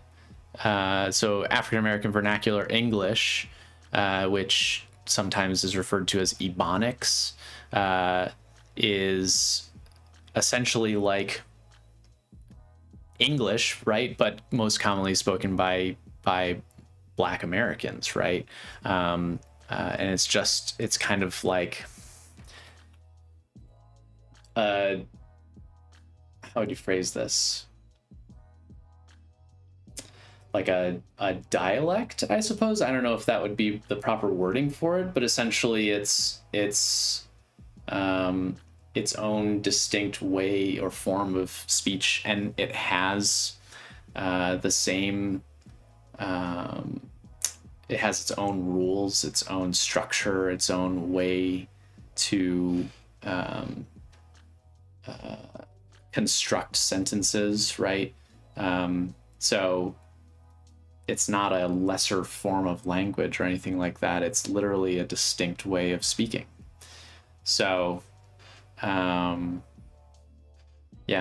anyway, that would be, that's kind of what I was thinking about when looking at this section of the test. You know, when you're thinking about grammar, it's like, well, grammar according to whom, right? And if we're talking about English and American English more specifically, there within America, you have different ways of speaking that don't necessarily conform to one another. So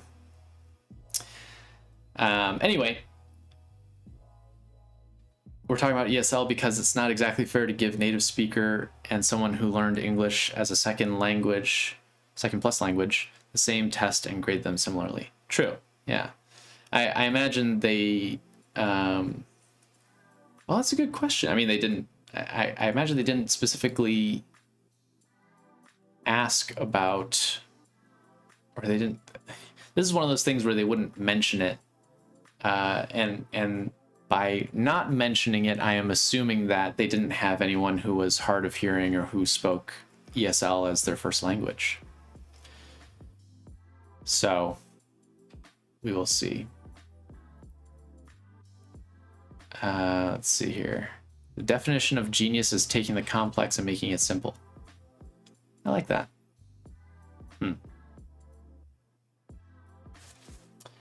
Okay.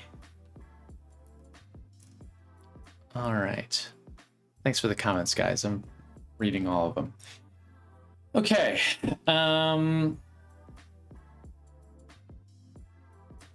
So here we go.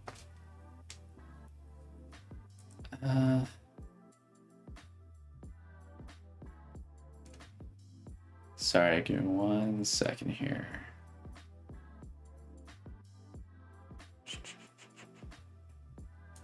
And Zephy, can you keep yourself in check here? I just want to make sure. All right, thank you. Okay, so so once again, we get this nice graph here. Let's look at the methods for this third study here. Didn't we already look at the study 3? Oh, this is phase 2. Wait, what's the difference between phase 1 and phase 2?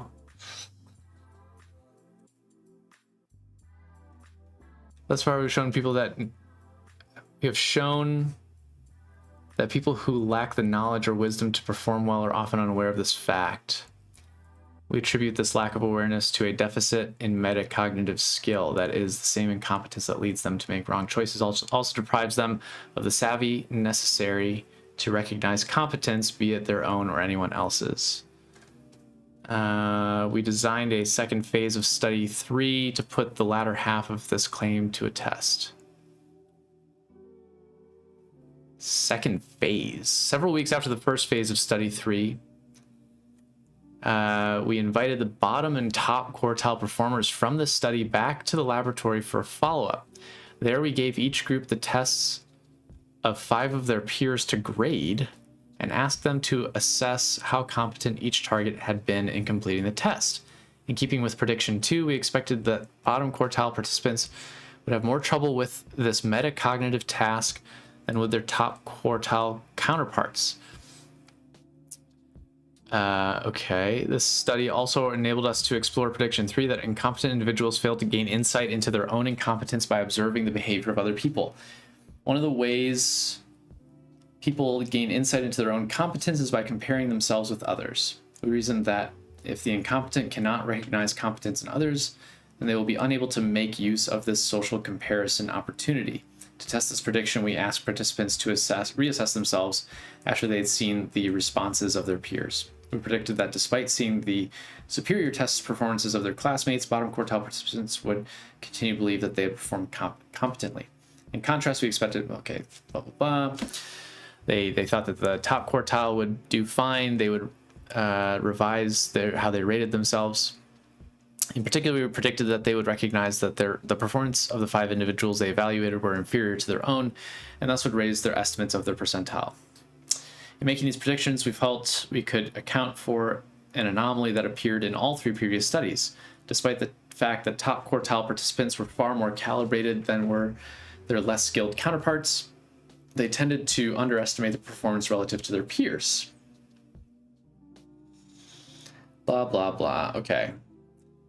But rather because they were wrong about the performance of their peers. In essence, we believe they fell prey to the false consensus effect.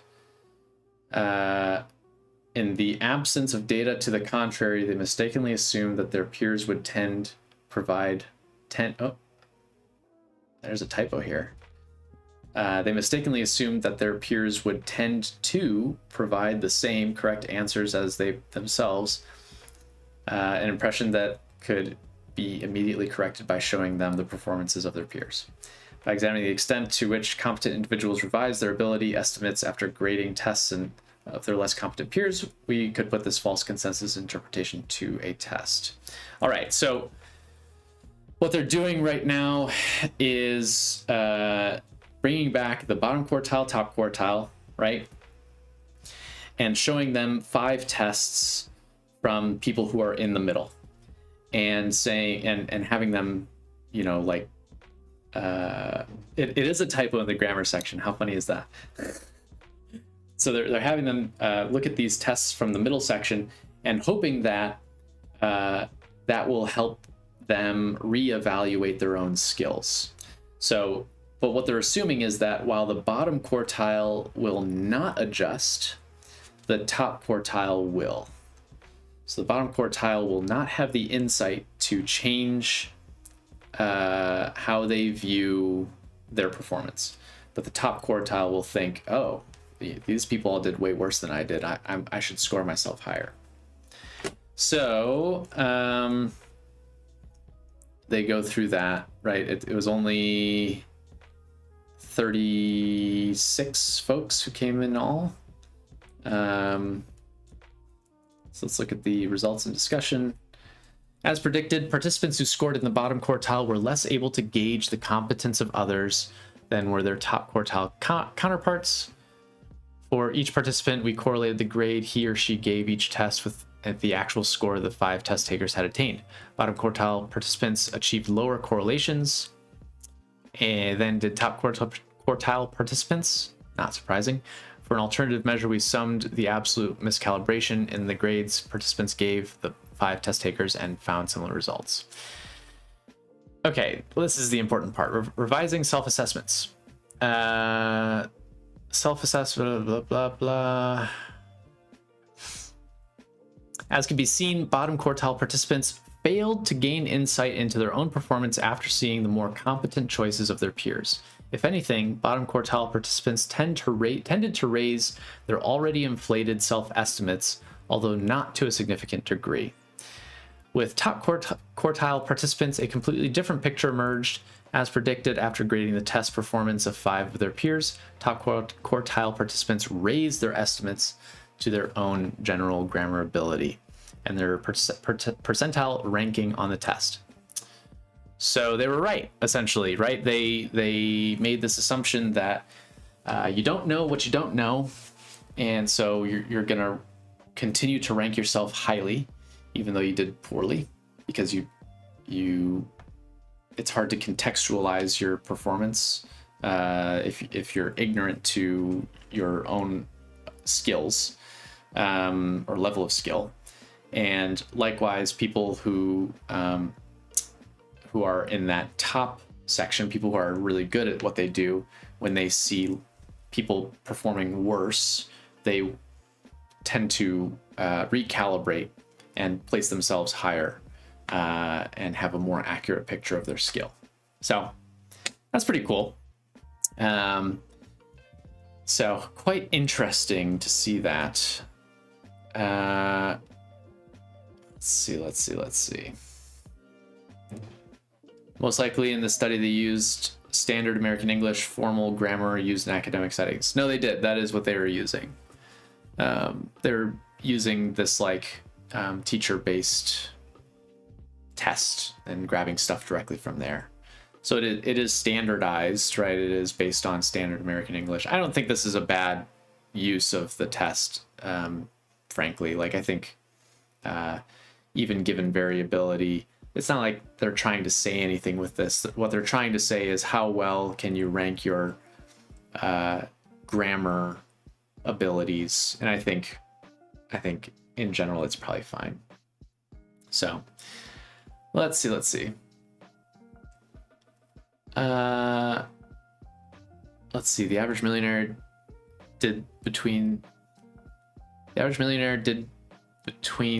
some to no college studying according to research published in a book.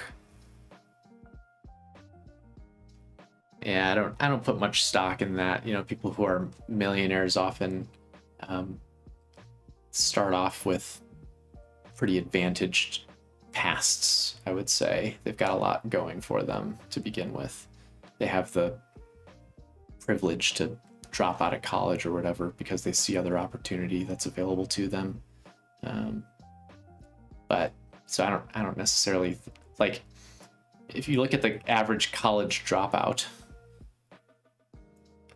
99.9% of them don't go on to become millionaires. The ones that do are the ones that have some connection already, some existing thing, you know? So you probably could look at millionaires and say, oh, well, they, many of them are college dropouts, and that may be true, but that's not because they dropped out necessarily. Anyway. All right, study 4. Competence begets calibration. And this is, once we finish this, we're gonna move on. So the central proposition in our argument is that competent individuals lack the metacognitive skills that enable them to tell how poorly they are performing, and as a result, they come to hold inflated views of their performance and ability.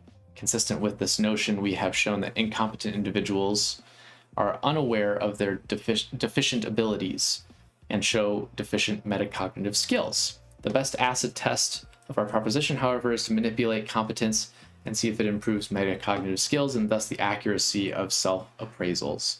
This would not only enable us to speak directly to causality, but would help rule out the regression effect alternative account discussed earlier. If the incompetent overestimate themselves simply because their test scores are very low, then manipulating competence after they take the test ought to have no effect on the accuracy of their self-appraisals, which is what they showed. If instead it takes competence to recognize competence, then manipulating competence ought to enable the incompetent to recognize that they have performed poorly. Of course, there is a paradox to this assertion. It suggests that the way to make incompetent individuals realize their own incompetence is to make them competent. That's a mouthful, huh? So in order to make an incompetent person realize their incompetence, you have to make them competent. And by making them competent, then they become competent and are no longer incompetent. So in study 4, that's precisely what we set out to do. We gave participants a test of logic based on the Wasson selection task and asked them to assess themselves in a manner similar to the previous studies. We then gave half of the participants a short training session designed to improve their logical reasoning skills. Finally, we tested the metacognitive skills of all participants by asking them to indicate which items they had answered correctly and which incorrectly, and to rate their ability and test performance once more. We predicted that training would provide incompetent individuals with the metacognitive skills needed to realize that they had performed poorly and thus would help them realize the limitations of their ability. Specifically, we expected that the training would A, improve the ability of the incompetent to evaluate which test problems they had answered correctly and which incorrectly, and in the process, B, reduce the miscalibration of their ability estimates. All right, so they did this with 140 folks. So they really upped the number there. This was really the big piece, it seems like, their cornerstone, so to speak, the coup de grace. They really wanted to make their point with this one. So let's see. You don't know the difference between your and your, there. Oh my gosh. We're getting into grammar. Grammar is becoming a big issue all of a sudden. Let's see.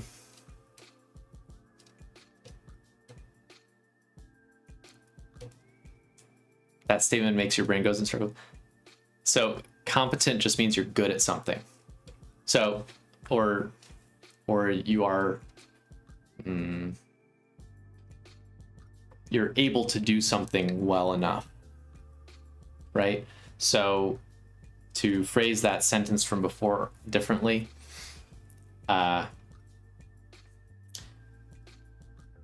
people who don't know what they're doing will continue to not know what they're doing until they're shown how to do a thing, and then they will be able to do the thing.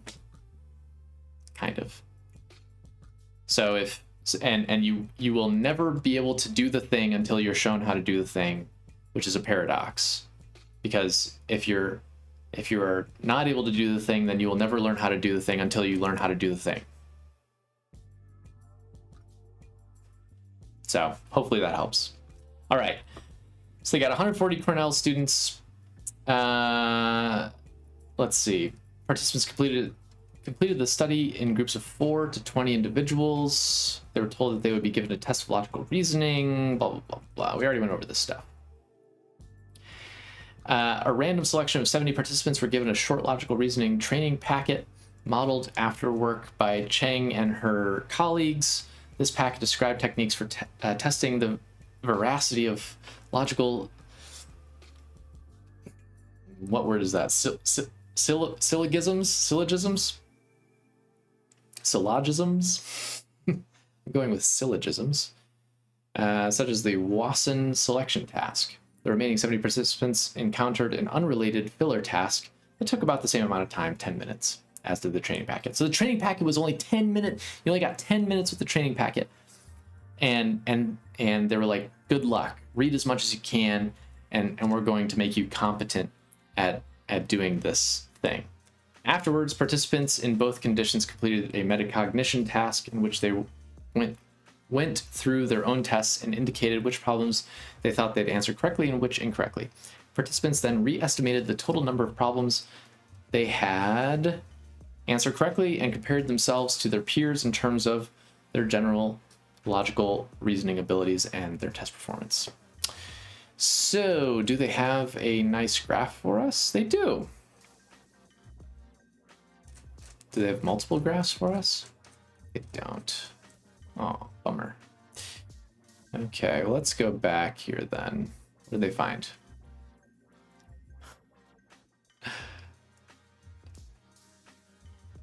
Okay. Let's see here. Pre-training self-assessment. Prior to training, participants displayed a pattern of results strikingly similar to that of the previous 3 studies. So we saw the same exact thing as before. Once again, individuals scoring the bottom quartile were oblivious to their performance. Okay, so that all checks out. Oh, thanks for the sub, Shubham Kathuria. Nice. Let's see. As figure 4 illustrates, the level of overestimation once again decreased with each step in the quartile ladder. As in the previous studies, participants in the top quartile underestimated their ability. Whereas their actual performance put them in the 90th percentile, they thought their general logical reasoning fell in the 76th percentile. Impact of training. Our primary hypothesis was that the training in logical reasoning would turn the incompetent participants into experts, thus providing them with the skills necessary to recognize the limitations of their ability. Specifically, we expected that the training packet would A, improve the ability of the incompetent to monitor which test problems they'd answered correctly and which incorrectly, and thus B, reduce the miscalibration of their self-impressions. All right, let's see. This is what we want to get to. Scores on the metacognition task supported the first part of this prediction. To assess participants' metacognitive skills, we summed the number of questions each participant accurately identified as correct or incorrect out of the 10 problems. Overall, participants who received the training packet graded their own tests more accurately than did participants who did not receive the packet. So that's good. The difference even more pronounced when looking at bottom quartile participants exclusively. All right, so they learned the most essentially and benefited the most from that packet. In fact, the training packet was so successful that those who had originally scored in the bottom quartile were just as accurate in monitoring their test performance as were those who had initially scored in the top quartile. So in other words, the incompetent had become experts. Kind of. That's a little tongue-in-cheek. I don't know about that. To test the second part of our prediction, we examined the impact of training on participants' self-impressions in the series of 2 by 2 by 4 mixed model. Okay, now they're getting into ANOVAs. We're gonna skip over all the nerd speak for a little bit here. Okay, as table 2 depicts, participants in the bottom quartile who had received training became more calibrated in every way. Before receiving the training packet, these participants believed that their ability fell to the 55th percentile, that their performance on the test fell to the 51st percentile, and that they had answered 5.3 problems correctly. After training, these same participants thought their ability fell to the 44th percentile, their test in the 32nd percentile, and that they had answered only one problem correctly. Each of these changes from pre to post training was significant. To be sure, participants still overestimated their logical reasoning ability and their performance on the test relative to their peers, but they were consistently more calibrated overall and were no longer miscalibrated with respect to the raw test score. So, okay, so that's huge. So what we're seeing is the bottom quartile participants had the most significant change to their self-estimation, and clearly believed, you know, they were able to figure out, oh, I really messed up this test. So that is good news that those on the lowest levels can, with a short training, could help a great deal. Yeah, exactly. 10 minutes. 10 minutes. I mean, it was 10 minutes that was specific to this test, right? But I mean, nonetheless, that's pretty significant to have that big of a difference. The placebo effect. Placebo effect is different. Placebo effect means that you think something is going to work when it has, or you believe that something is working, and you feel, what am I trying to say? Placebo effect is that you believe you are receiving some sort of treatment or help, and end up feeling positive effects from it as a result, despite it having no actual effect, right? Anyway, I explained that very poorly.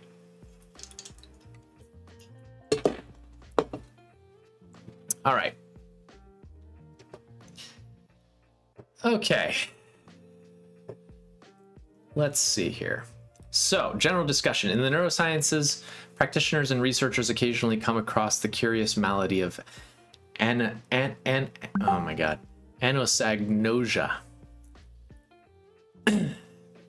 Okay, and so here we're getting into the discussion part. I think at this point, it's getting pretty late. I think I'm going to call it a night for tonight. What we're going to do next is get into the next paper. It was sort of a follow-up to the initial. Let me open that up. This guy. So this one was sort of the follow-up to the initial one, going over some of their research and I guess further supporting it with more, addressing some of their shortcomings, that sort of thing. So that's what we're going to end up going into next time. But we've already got a good start. We didn't put down a ton of notes, but making sure that we have that foundation of that initial paper is going to be super important going forward, because you need to be able to understand what exactly you're talking about and where this all came from in order to move forward. So anyway, okay, let me go back to this. There we go. Well, I want to say thank you to you all for watching the stream, for coming and watching me outline the next video. This one will be coming out, I believe, the 18th of this month. So keep an eye out for that. Thank you, Calm Beauty, for the sub. For those of you who are on YouTube, you can feel free to follow me over on Twitch if that is a platform that you enjoy using. I do more than just video stuff over there. You know, I will only ever do stuff that is neurotransmissions related. I will only do streams that for stuff that's neurotransmissions related on here.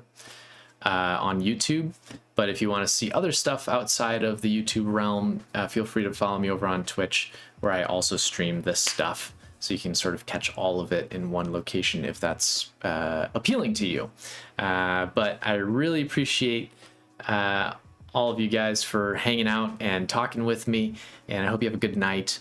I guess look out for a stream potentially on Friday. No guarantees, but I'm hoping to stream again soon. So, all right, thanks everybody, and I'll catch you later.